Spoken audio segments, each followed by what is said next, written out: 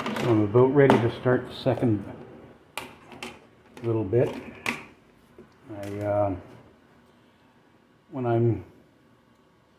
After I've got the cure and the flavoring done, I usually like to let it soak for anywhere between 8 to 24 hours, depending. I was in a little anxious when I was cutting this up to get it going. I forgot to film the slicing, but that was a little bit boring anyway, so I figured it wasn't really worth it filming. But yeah, I usually takes me about, I don't know, anywhere between 8 to 12 hours, depending, after the initial soak and everything. It usually takes a little bit of time, depending on how thick you slice it. Now I try to, when I do it myself, I usually try to slice it as thin as I can, simply because it doesn't, when you're dehydrating it, it doesn't seem to take as long, but I usually, when I do it on the dehydrator, I usually check it every hour or so and kind of rotate the layers a little bit. I usually like to try and get as much of it soaked on when I can. Yeah, I've been dehydrating for making my own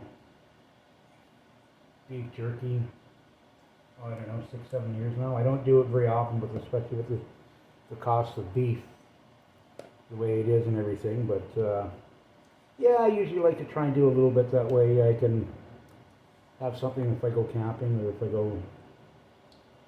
go fishing. I prefer to have some when I go fishing and everything, simply because it's, I don't know, something to snack on, you know, and everything. But yeah,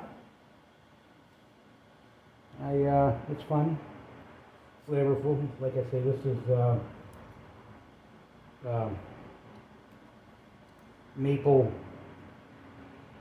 jalapeno maple flavor. So this is the second stretch for it. So hopefully it'll turn out all right. And I've been using the Cabela's jerky seasoning kits. I like them. They're a little bit more expensive than, or I guess everything is expensive nowadays, but yeah, they're not bad, depending. And then the directions call for a cup of water. Now this batch I've used 2 cups of water. I wanted to get it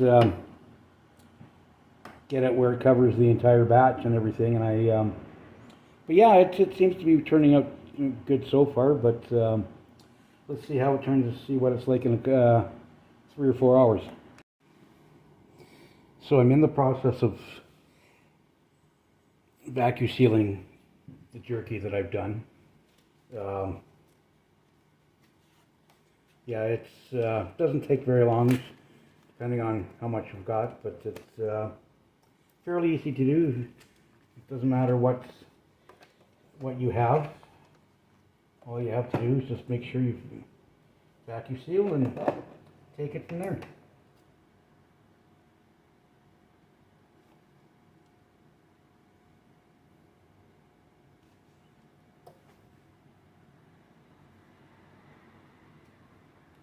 So I went ahead and pre-sized some vacu-seal bags for vacu-sealing some of for the jerky that I've made. So basically all I'm going to do is put a couple slices each per bag and then seal it, and then voila.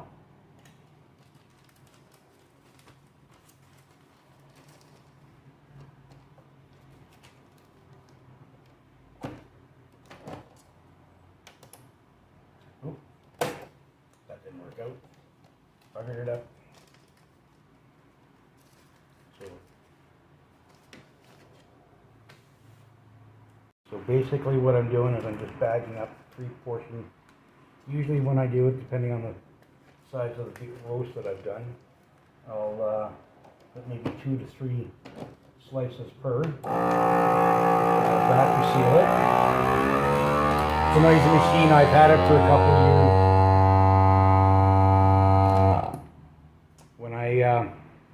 When I first got it, it wasn't nearly as noisy, but I mean, it does what it does. So, but works out pretty well. That's what one of the packages looks like. So I'll continue on here.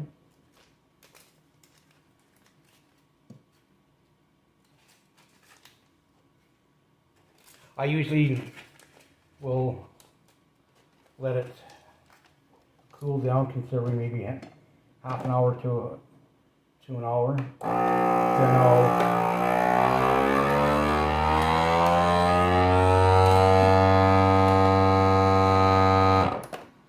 Then I'll vacu-seal, and then I'll store it in a cool, dark place. That way I can enjoy it at a later time. Like I say, I usually like to make it when I'm going camping or if I'm going fishing and everything. So it makes for a quick, easy snack. I did pineapple last week. It's the first time I've tried doing pineapple, and it turned out pretty good. I mean, it was I'm going to say a large pineapple. It didn't, I mean, it was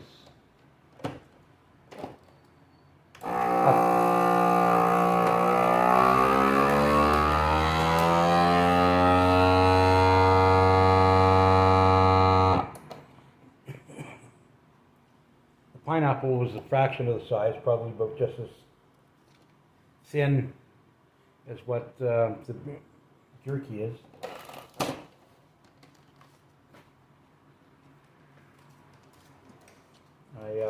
Yeah, the jerky I'm doing today was a lot thinner than what it was my last batch that I made. Not that I'm complaining. It's I still think it turned out relatively well.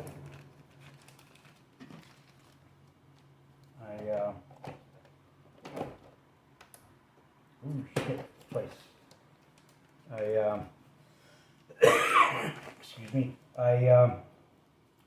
I haven't been making jerky as often as I'd like, considering it's quite pricey to go out and get a roast. I think I paid like $22 for a roast. I mean, without yay big. But like I say, I don't share it very often. Like I say, I don't, something like this, with it being so costly, that I don't do it as often either. So, but yeah, it's something I enjoy doing. I had a few people that I have tried it in the past that say that they really enjoyed it, and you know, oh, you got to make me a batch, and you know, and a lot of people, you know, they say that they want it done. Well, you know, I told them if they want me to do it, I'll make it for them, but they've got to go out and get everything.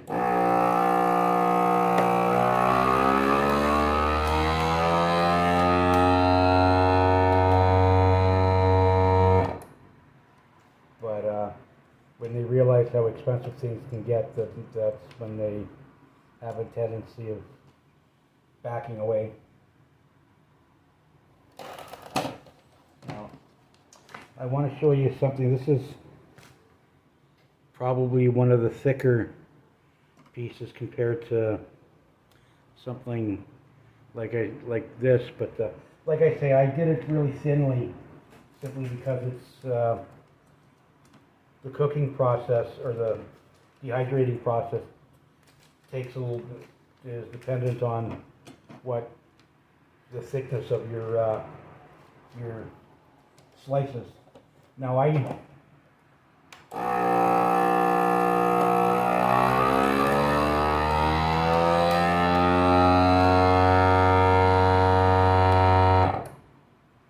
do my own slicing. I bought a meat slicer 6-7 years ago from Cabela's. It was a small one I got for, I think it was $149.99 plus tax. But I really enjoy it. Anyway, I'm just waiting for the next batch to dehydrate, so I'll show you what the end result was for after dehydrating and packaging up. See you in a minute or two. So I'm basically finished everything now with making the jerky. Total time I'd probably say took about 24 hours. That's including 8 to 12 hours soak time in the flavoring of the jerky. And it took me about 4 hours or 8 hours in total to make it, because I had to do it in 2 batches simply because I've only got 5 trays for the dehydrator. So basically, the amount I got for jerky for packages was 1, 2, 3, 4, 5, 6, 7, 8, 9, 10, 11, 12, 13, 14, 15. Now each pack has, the majority of them have two pieces of jerky. There's a few there that have 3 simply because of the size, but yeah, so that's me making jerky. If you have any questions or comments, please feel free, and I'll try and get back to you. Anyway, we'll see. Hopefully we'll see you in the next video. Talk to you in a bit. Bye.